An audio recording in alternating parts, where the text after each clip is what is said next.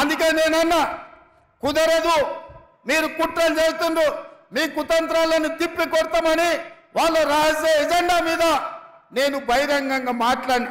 భారతీయ జనతా పార్టీని ప్రశ్నిస్తే ఈ దేశ ప్రధానమంత్రి నరేంద్ర మోడీ, ఈ దేశ హోంశాఖ మంత్రి అమిత్ షా నా మీద పగబట్టి ఢిల్లీలో కేసు పెట్టిండ్రు.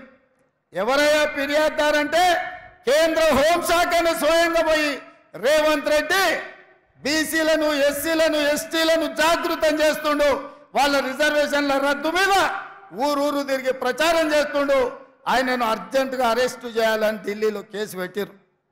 నేను అడుగుతున్న మిత్రులు, ఒకవేళ నేను మాట్లాడింది తప్పైతే ఈడ బీజేపీ నాయకులు లేరా? ఈడ మీ ఎంపీ ధర్మపురి అరవిందే బీజేపీ కదా, పక్కన బండి సంజయ్ బీజేపీ కదా, ఆ పక్కన కిషన్ రెడ్డి గారు కేంద్ర మంత్రి కదా.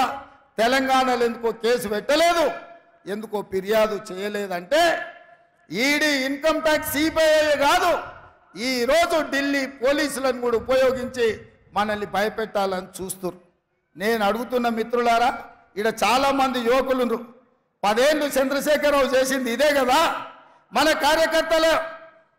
కార్యకర్తల ఆస్తులు ధ్వంసం చేసిండు, అక్రమ కేసులు పెట్టిండు, హత్యలు చేయించిండు. అయినా కార్యకర్తలు ఎవరు చంద్రశేఖరరావుకు లొంగలేదు, తిరగబడి చంద్రశేఖరరావును బొందబెట్టిరు. మొన్న జరిగిన డిసెంబర్ ఎన్నికల్లో కేసులకు భయపడతామా సోదరులారా? మీ సోదరుడు మీ రేవంత్ అన్న కేసులకు భయపడతాడా? చంద్రశేఖరరావు చెర్లపల్లి జైలుకు తోలితే భయపడ్డామా? చెంచల్గూడ జైల్లో బంధిస్తే భయపడ్డామా? తిరగబడి కొట్లాడినాం, కేసులు పెట్టినోని ఇవాళ పండబెట్టినాం, గోతి తీసి పాతి పెట్టినాం.